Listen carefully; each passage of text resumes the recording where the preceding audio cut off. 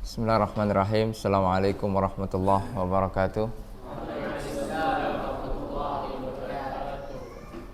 Alhamdulillah, wassalatu wassalamu ala rasulillah wa ala alihi wa sahbihi wa mawala. La hawla wa la quwata illa billah. Walallahu rabbuna tabaraka wa ta'ala. Ya ayyuhalladzina amanu taqullaha haqqa tuqatih wa la tamutunna illa wa antum muslimun. Allahumma inna nas'aluka ilman nafi'a wa rizqan thayyiba wa amalan mutaqabbala. Alhamdulillah, bersyukur kita kepada Allah Rabbuna tabaraka wa ta'ala atas segala limpahan nikmat dan rahmatnya sehingga kita bisa dipertemukan oleh Allah subhanahu wa ta'ala di pondok kita yang kita cintai bersama ini, yaitu di Markis Pekanbaru. Semoga Allah subhanahu wa ta'ala memberikan kepada kita kemudahan untuk senantiasa istiqamah di dalam mempelajari agama Allah subhanahu wa ta'ala, terutama untuk menghafal ayat-ayat Allah subhanahu wa ta'ala. Ma'asyiral muslimin rahimani wa rahimakumullah. Seseorang yang keluar dari rumahnya, kemudian dia menuju ke tempat belajar, ke pondok pesantren atau tempat-tempat belajar yang lain, tentunya di dalam rangka untuk menuntut ilmu syar'i. Itu adalah orang-orang yang berada di jalan Allah subhanahu wa ta'ala.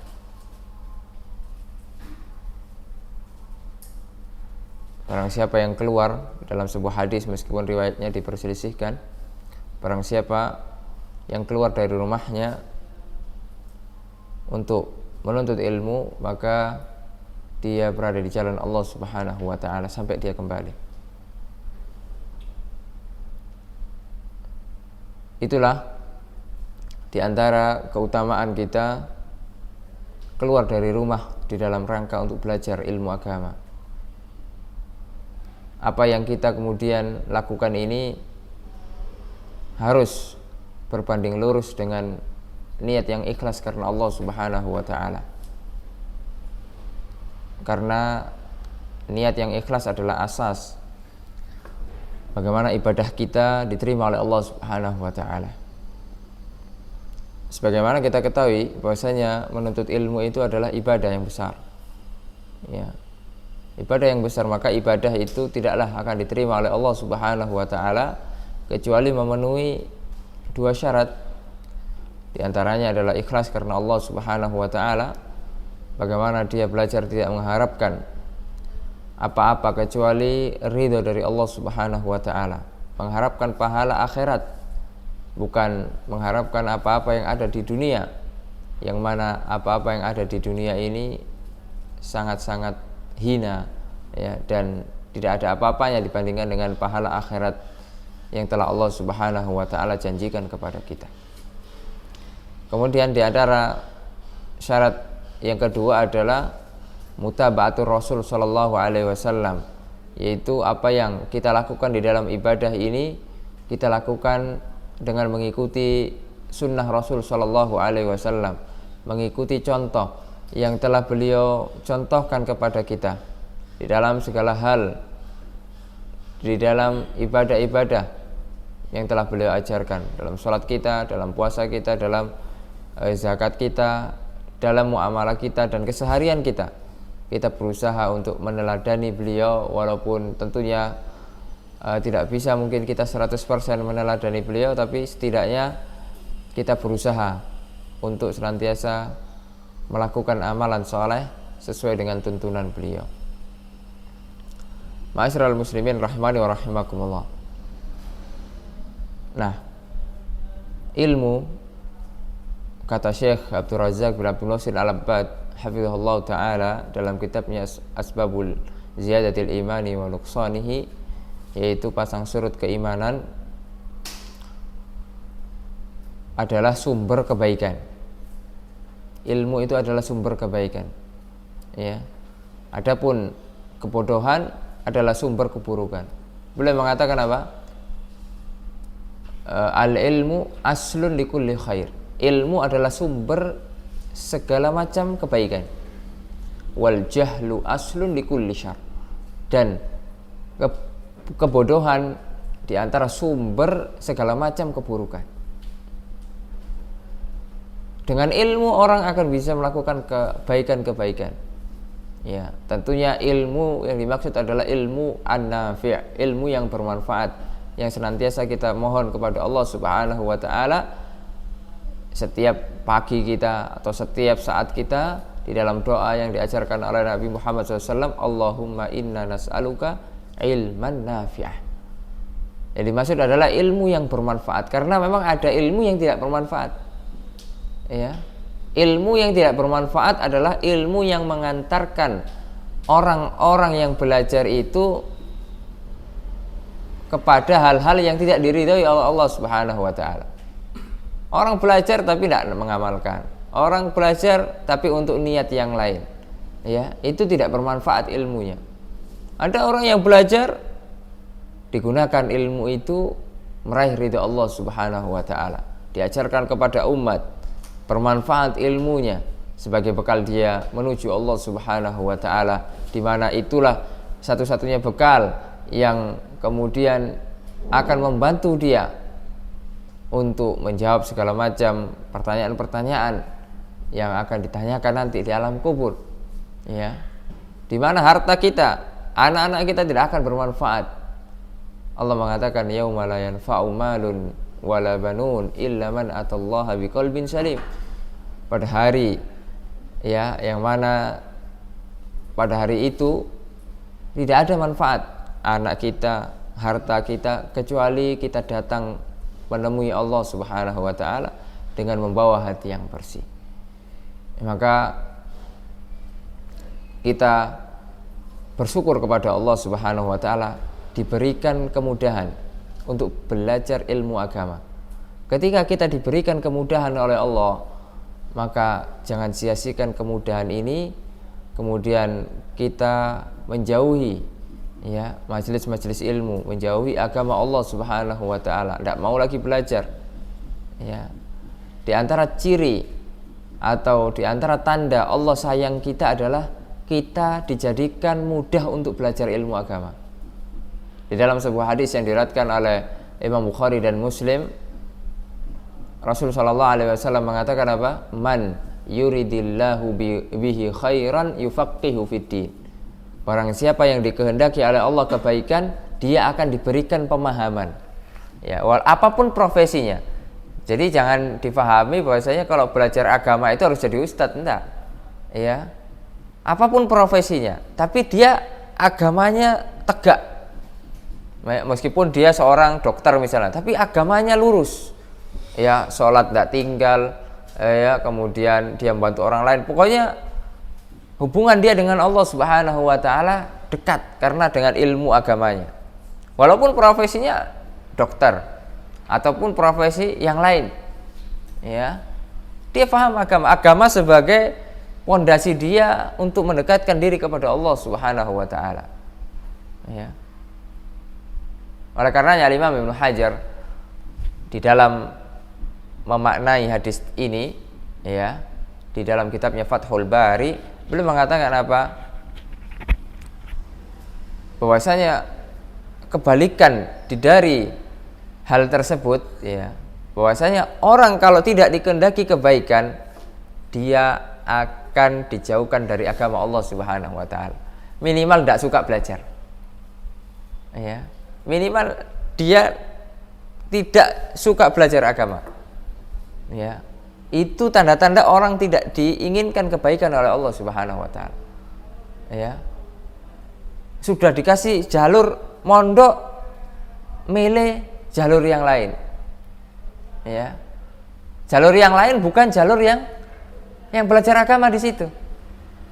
Ya. Sehingga dia jauh dari agama. Nah, ini hati-hati orang-orang seperti ini. Kita sudah dikasih loh, ini jalur emas.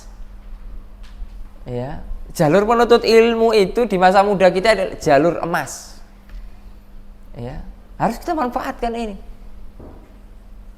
Oleh karenanya Al-Imam Ibnu Rajab di dalam kitabnya Jami' al-Ulum wal Hikam, beliau mengatakan di antara jalan yang paling mudah kita masuk surga adalah dengan belajar ilmu agama. Sekarang nih kalau antum mati, ya, antum di antara orang-orang yang mati di jalan Allah Subhanahu wa taala. Ada orang mau mati di sini? Mau mati enggak? Ya.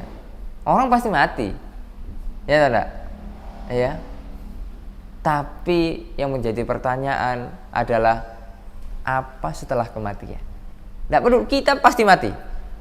Sekarang, besok, lusa, pasti ada orang mati. Ya. Malaikat tuh sudah siap-siap. Tinggal nunggu giliran saja. Ya, semua orang mati. Allah mengatakan dalam Al-Qur'an, kullu nafsin dha'iqatul maut. Ya. Akan tetapi apa setelah kematian itu gitu loh. Ya. Kalau urusan mati semua mati. Tapi apakah kematian itu akan menjadikan diri kita ini istirahat dari kepenatan, dari segala macam masalah yang ada di dunia ini, ataukah dengan kematian itu kita mendapatkan siksa dari apa yang telah kita perbuat di dunia ini, dari kemaksiatan, dari kemudian kedurhakaan kita kepada Allah Subhanahu wa taala. Ya, oleh karenanya nikmat yang antum harus syukuri, harus antum renungi setiap hari, ya. Antum kemudian pikir baik-baik, ya, syukuri baik-baik. Saya dimudahkan untuk belajar, maka saya harus perfect di sini. Saya harus betul-betul totalitas di sini. Ya, totalitas di dalam belajar, totalitas di dalam hafal Al-Qur'an. Ya. Enggak nanggung, enggak setengah-setengah. Ya. Apa yang kemudian kita miliki dari segala macam tenaga, dari segala macam pikiran, kita kerahkan, itu pun kita tidak akan mendapatkan semua ilmu. Ketika kita kerahkan diri kita semuanya, energi kita kuras, bergadang, kemudian ini dan itu pun kita tidak akan mendapatkan semua ilmu. Ya, paling minimal kita akan mendapatkan setengahnya. Ya, oleh karenanya, apalagi kalau kita tidak punya tidak punya keinginan, malas-malesan, bagaimana ilmu akan masuk ke dalam dada-dada kita? Ya, maka antum di sini ini adalah sesuatu yang besar, ya, nikmat yang besar dari Allah. Ya, banyak di luaran sana orang-orang yang tidak dimudahkan untuk belajar. Antum ini adalah pilihan Allah Subhanahu wa taala, ya, pilihan Allah. Antum tatap masa depan, antum tatap, ya, bagaimana nanti keadaan umat, ya. Antum bagaimana akan memiliki tanggung jawab nanti ke depan, ya, untuk kemudian berdakwah di jalan Allah Subhanahu wa taala, memiliki cita-cita yang tinggi, ya, menyelamatkan orang. Di antara hal, ya, cita-cita yang mulia adalah bagaimana kita bisa tentunya menyelamatkan diri kita, keluarga kita dari api neraka, kemudian menyelamatkan orang banyak dari api neraka. Dengan apa? Dakwah ilallah. Oleh karenanya, di antara sebaik-baik perkataan adalah perkataan orang-orang yang berdakwah di jalan Allah. Ya, Allah mengatakan apa? Aman ahsanu qaulan mimman da'a ilallah wa amila shaliha, ya, wa qala innani minal muslimin. Ya. Siapa perkataan yang paling baik, ya, selain perkataan orang-orang yang menyeru kepada Allah Subhanahu wa taala? Wahai manusia, ini sunnah. Wahai manusia, ini adalah wajib dilakukan. Wahai manusia, ini amalan yang mengantarkan kita ke surga. Wahai manusia, ini perbuatan yang haram, mengantarkan seseorang menuju neraka Allah ya azza wa jalla. Itu adalah sebaik-baik perkataan. Ya. Oleh karenanya, sekali lagi mari kita renungi. Ya. Kita perbaiki lagi niat kita di sini. Ya. Apa yang kita inginkan, apa yang kemudian kita ingin capai gitu ya. Maka perbarui niat, niatkan ini semua karena Allah Subhanahu wa taala, niatkan ini untuk berbakti kepada orang tua kita, ya. Karena mau tidak mau ketika antum menjadi orang yang berilmu, memiliki ilmu agama, yang paling bahagia pertama kali adalah orang tua. Melihat anaknya rajin sholat, melihat anaknya membaca Al-Quran, ya, melihat anaknya kemudian senantiasa mendoakan orang tuanya, sehingga orang tua memiliki aset tidak bisa dinilai dengan uang. Banyak loh orang kaya, banyak sekali orang kaya tapi punya anaknya tidak soleh.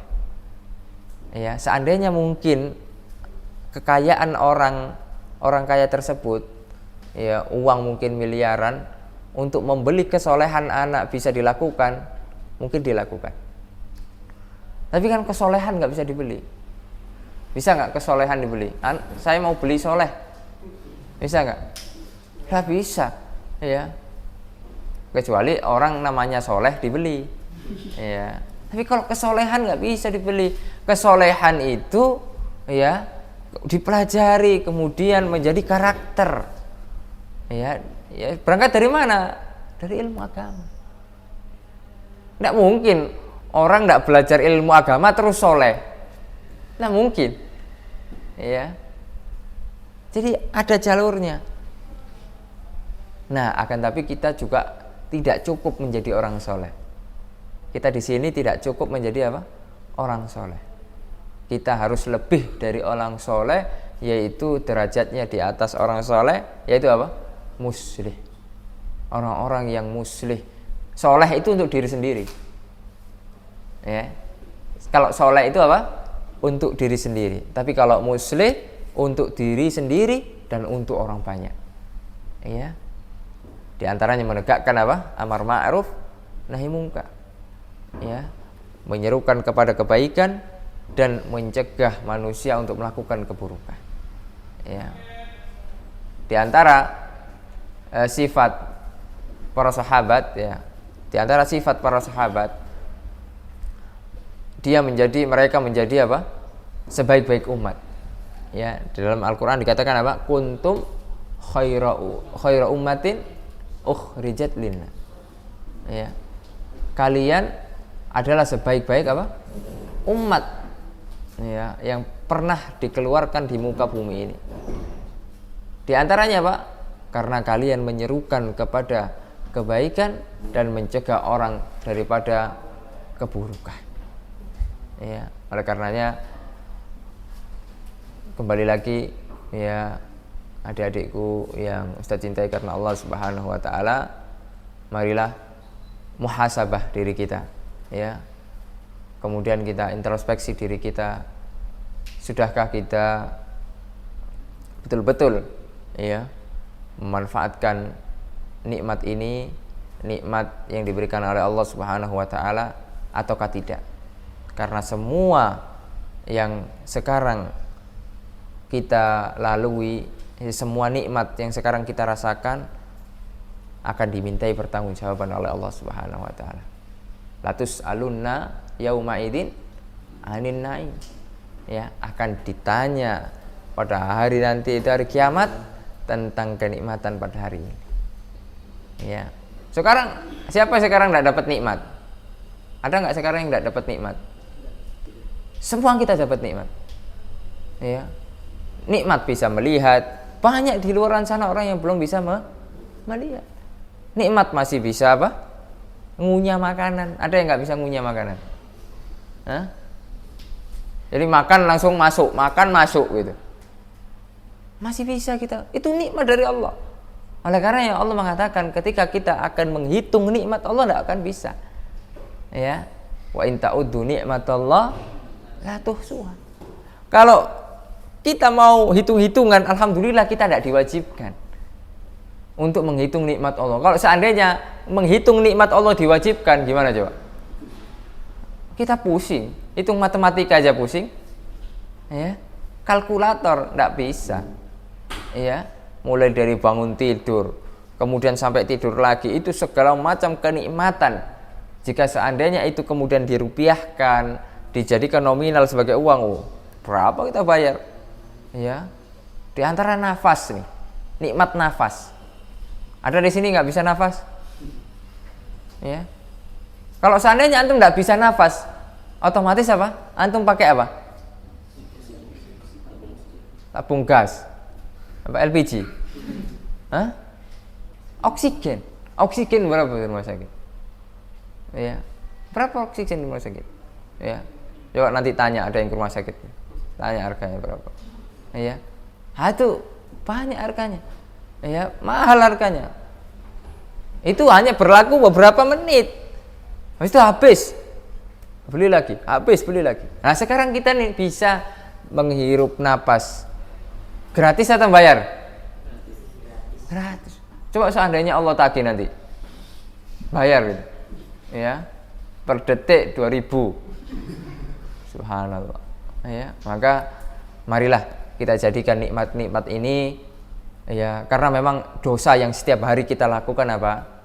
Dosa yang paling setiap hari kita lakukan. Semua orang melakukan dosa ini, yaitu ketika dia diberi nikmat tidak mensyukuri nikmat itu. Dia hanya fokus terhadap musibah. Dia hanya fokus terhadap kekurangan yang pada dirinya. Tapi lupa dari sisi lain dia dapat nikmat yang sangat banyak dari Allah Subhanahu wa taala. Nah, itu kemudian itu yang menjadi kesalahan kita. Banyak orang yang saya dapat banyak musibah Ustaz, saya dapat subhanallah. Kenapa antum hanya nilai musibah itu? Sedangkan dari sisi lain antum dapat nikmat yang luar biasa. Dapat hidayah. Ya, nikmat hidayah bisa dibeli enggak? Hah? Bisa antum beli hidayah? Ya. Radio hidayah bisa mungkin. Ya. Tapi kalau hidayah ini enggak bisa dibeli. Ya. Mahal hidayah ini. Ya. Paman Nabi itu, siapa paman Nabi? Abu Thalib. Kaya nggak kira-kira? Hah? Kaya nggak? Ya, kaya raya, pembesar Quraisy. Ya, Quraisy itu diantara nasab yang paling baik. Ya, ketika itu. Ya, sampai sekarang pun Quraisy itu syaraf. Ya, kalau ada orang marganya sini Quraisy, mantap loh. Ada di sini orang Quraisy? Ya, nggak ada. Subhanallah. Itu tidak bisa beli hidayah. Mati dalam keadaan kafir. Padahal di situ ada siapa di situ? Sisinya, di sebelahnya siapa? Rasulullah SAW. Ketika menjelang wafatnya, Rasulullah SAW berdiri di sebelahnya Abu Thalib, mengatakan, dan ini diriwayatkan oleh para ulama, ya ammi, wahai pamanku. Ya, karena Nabi Muhammad SAW sangat mencintai pamannya ini. Ya, cinta dalam rangka apa? Tabi'iyah. Karena cinta itu ada cinta ibadah, ada cinta secara tabiat. Cinta secara tabiat semisal antum cinta orang tua, antum cinta apa? Keluarga. Itu secara tabiat. Walaupun kalau secara ibadah dilihat, kalau keluarga kafir gak boleh cinta secara ibadah. Paham? Ya, tapi secara tabiat walaupun dia kafir ya tetap ada rasa apa? Empati, ada rasa oh dia ini masih sedarah sama saya, begitu. Nah, Nabi itu begitu. Sangat mengharapkan bagaimana Abu Thalib bisa masuk Islam. Maka Nabi Muhammad SAW mengatakan, ya ammi qul la ilaha illallah. Wahai pamanku, katakanlah sebuah kalimat la ilaha illallah, yaitu syahadat. Ya, sebuah kalimat yang akan aku jadikan hujjah ketika engkau mengucapkannya, nanti akan aku jadikan hujjah di hadapan Allah Subhanahu wa taala. Akan tetapi selain ada Rasul SAW di sisi Abu Thalib, ada siapa? Abu Jahal dan kawan-kawannya. Sehingga Abu Jahal ini juga mempengaruhi, wahai Abu Thalib, apakah kamu akan murtad dari agama nenek moyang kita, dari agama bapak-bapak kita? Sampai akhirnya kemudian Allah putuskan Abi Thalib tidak sama sekali tidak mengucapkan kalimat tauhid, syahadat, ya, bahwasanya tidak ada ilah yang berhak diibadahi melainkan hanya Allah, mati dalam keadaan kafir. Ya, padahal di sisinya ada Nabi, hidayah mahal. Nabi tidak bisa memberikan seseorang itu hidayah walaupun itu pamannya sendiri. Oleh karena turun ayat di dalam Al-Quran mengenai hal ini apa? Innaka latahdi man ahbabta, ya, walakinnallah yahdi man yasha. Wahai Nabi Muhammad, engkau tidak bisa memberikan hidayah kepada orang yang engkau cintai. Nabi Muhammad cinta nggak sama Abi Thalib? Cinta secara apa? Tabiat, ya. Jadi ada cinta secara tabiat, ada cinta secara apa? Ibadah. Kalau cinta secara ibadah adalah apa? Cinta karena Allah dan benci karena Allah. Itu adalah cinta ibadah. Semua orang yang beriman wajib kita cintai. Itu namanya yang dipelajari di dalam pelajaran akidah, apa namanya? Al-wala wal bara. Ya. Al-wala wal bara. Cinta dan benci. Ya, al-wala wal bara ini ada 3 tingkatan.